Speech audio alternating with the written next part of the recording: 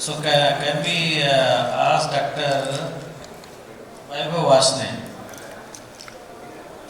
to present his video on robotic lateral pancreaticojejunostomy, modified videos. So my video is on total robotic lateral pancreaticojejunostomy and modified Frey procedure.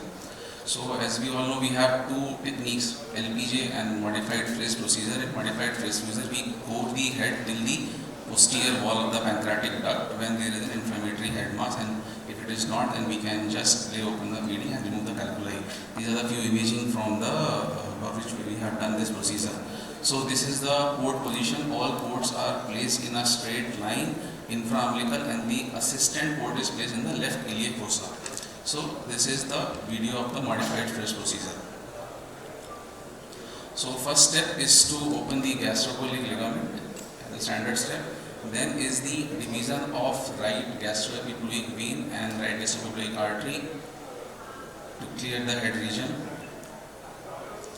So as mentioned, the articulation and the dexterity of the robotic instruments you can easily clip and divide.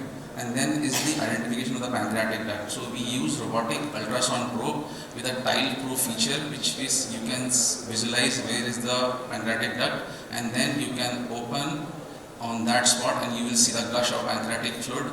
And then with an articulation of the Maryland forceps on the left hand and the scissor on the right hand, you can lay open the pancreatic duct going from the body, from the neck body, and then towards the tail. You will see multiple stones which you can, if it's soft, you can aspirate, or you, and later there is a hard stone, you will keep all the stones in the bag. So now, as we do in the open surgery, you take stay sutures so that there will be less bleeding, and you can lay open the pancreatic duct for head going. So that you can see this will be as there is a stretch because of the sutures. Now you can start dividing the head. Now, as you open the head, you will find more stones and you can remove them sequentially. So we are going towards the second part of the duodenum. This is the tissue we are removing, and for the biopsy.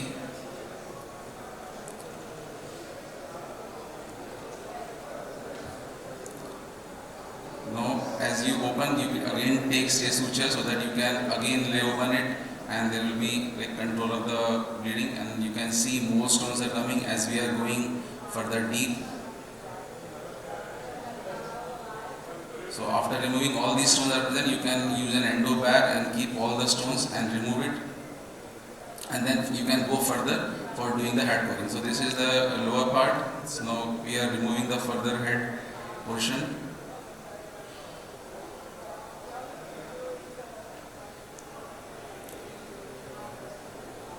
So thus one hand, we use 4 ports of one hand is keep retracting the head portion, and the other 2 arms are removing the stones.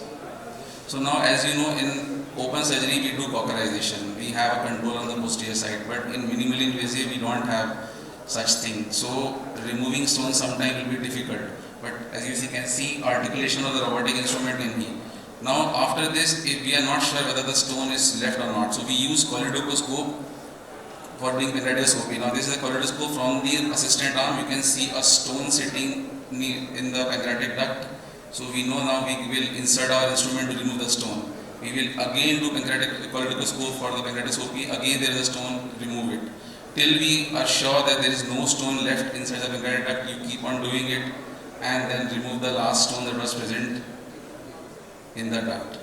After this, you can see the stone is cleared. You can also enter the duodenum. Sometimes it is difficult because there is most of the time it is a stricture. So it is clear. Now the standard steps, we create the ruling of the jejunum, take it to the retrocolic root, open jejunostomy. Now lateral pancreaticojejunostomy, we use 4-0 barbed suture.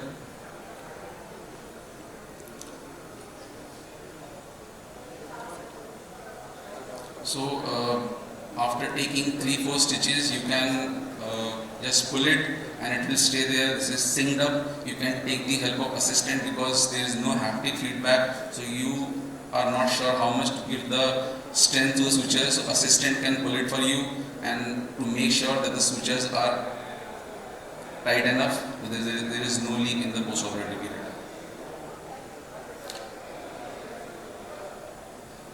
Now as we go, we come to the head region.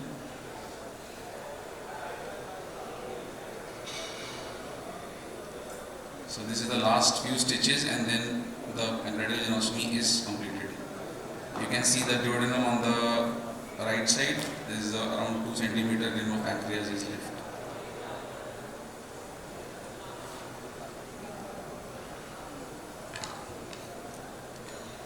So now the step is to do a jejunostomy. This is we do with the help of echelons 45 millimeter blue cartridge and then is closure of the common enterotomy site.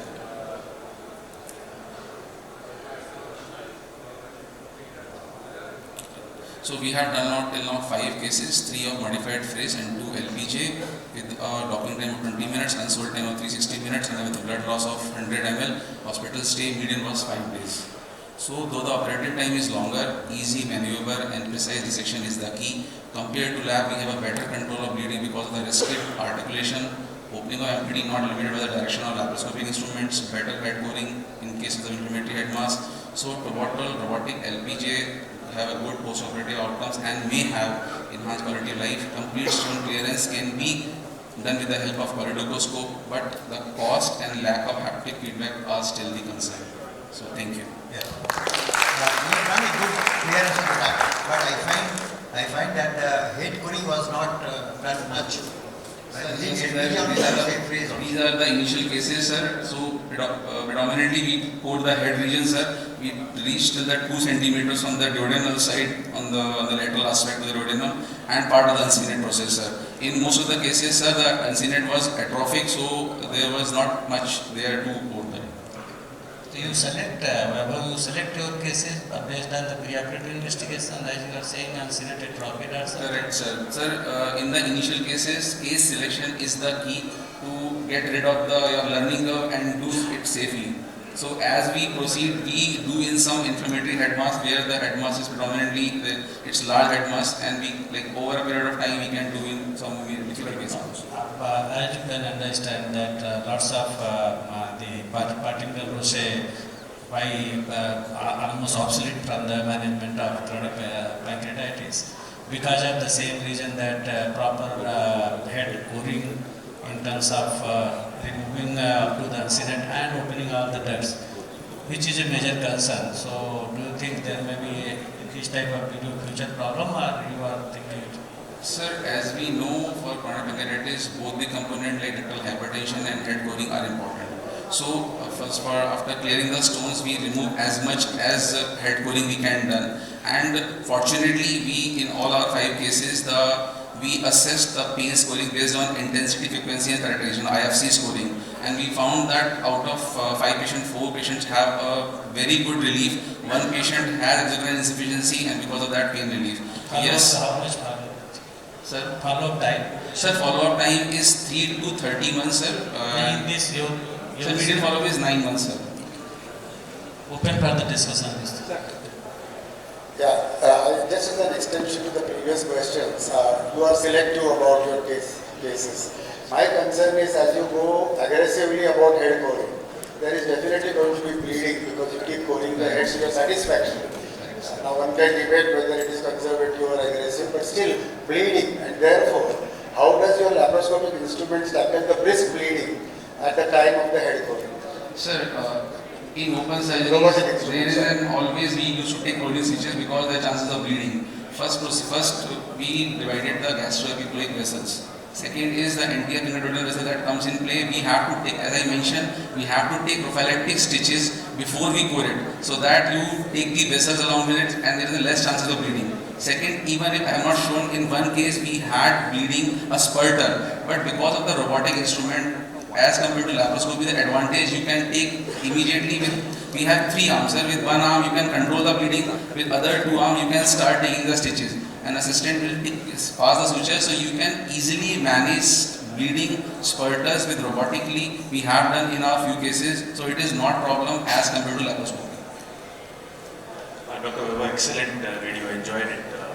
My question is regarding the ductal clearance that you, I like the idea that you place a cholecystoscope short of cholecystoscope, do you think any of the endoscopes can substitute like a pediatric colonoscope? And through which port do you insert the scope? That is one. And secondly, you said you anastomose with 40 B-lock sutures, barb sutures. Is not the 30 would not give you a larger needle to manipulate this thing? You are happy with 4? What is the size of that needle? So 30 is I think 20, 30, 31 mm. 25 centimeters. 25 is the size, sir, for 40. Sir, what is like for the first question, sir? We use cholecystoscope, sir, and we are using it to assistant port. Assistant port is 12 millimeter in size. So cholecystoscope diameter is 3 to 5 millimeters. From pediatric, the smaller one is 3 and this is 5 millimeters. So that is through these scopes we can easily put it. Assistant can manipulate it from their end, and subsequently we can remove the stone. The second part is a needle like 40. If you have a large needle in robotics with such a magnification, even a small needle will give you a big impression and you can take easily switches. Sometimes big needle is difficult to manipulate. With a smaller needle you can easily manipulate. So short of a cholecystoscope, what would be the scope that would be pediatric colonoscope or? Sir, we have cholecystoscope in our institute, so we use that. I have an excellent video. Couple of things comment as well as a question to you. First is that the short experience that we have, we realize that one of the biggest limitations you face in advanced robotic surgery like yours is the robot doesn't give you a suction. So you're always dependent on an assistant to as Sir has pointed out, you're bleeding. First thing you scream at your assistant, please suck it out, because you can't see anything, and then you compress into the rest of it. What we've learned over our small experience is that always have two assistant ports, because you cannot get rid of the suction and yet you need a suture inside. So I'm not too sure you use two assistant ports or one assistant. So we have one assistant port in the publication which I have read before doing this procedure. Surgeons have used two assistant port. Sir, but we have like our assistant are like good enough to do the suctioning and immediately pass the suture, sir. And sir, as I mentioned, the third arm which we are using the retraction, just leave it for the time being, just hold it. And usually, sir, we use bipolar, Maryland as well as bipolar. So with bipolar, you can do the coagulation immediately if the bleeder is smaller. If it is major spurter, yes, you just keep the probe there. Meanwhile, you just do the suctioning, bring the suture in, and then do the suture. Fair enough. That I understand most of it can be done because the robotic bipolar is far superior to any other bipolar in laparoscopy. But there are instances where you say that I need suction here now. Correct, and now means now. And then sir, we have I understand you put another port immediately. Yeah, okay. So that is the second bit of it is about this last conclusion that you had about lack of haptics in robotics. So if I were to give you this fact that you don't have haptics, or you get haptics today in this robotic surgery, what would you be doing differently? Sir, mention the statement is haptic feedback is sometimes during the procedure you don't understand like how difficult a tissue is. Sir, and after doing so many cases, I have developed some kind of sixth sense. I came to know that this tissue is soft, this tissue is firm or hard. So, haptic feedback sometimes is useful, sir, as a laparoscopy or open. But over a period of time, this haptic, the limitation haptic feedback becomes very limited, and you will be able to manage easily with robotic. So you're using visual cues to decide how bad the tissue is. Yes, sir. Yes, sir. That's a learning curve, right? Yes, sir. Thank you so much. Last one. One thing is like you are using a cholecystoscope to clear the duct, right? But our main thing is we should be opening up those ducts. Yes. So if we are using a cholecystoscope and just removing the stones, so those ducts can still form the stones because they have not been opened up. So yes, with cholecystoscope, first thing is our visual impression where we are seeing in a 3D vision that whether our ducts are open or not. This is the advantage of robotics. Second thing, if you are not able to insert cholecystoscope, then you will be able to know that still the duct is not clearly open. So you have to cut the tissue to make the duct open, and you have to go as much close to the duodenum as possible. But if you are using Sir, if the duct is not open, you are not able to insert, you have to remove the tissue. You have to, there is no option. That's yes, where the encoding would come. That is So the first the thing haptic feedback which Dr. Aziz, I would go by that sometimes the side ducts get so much load of a tissue which you usually feel in an open surgery yes, that still some stones are left.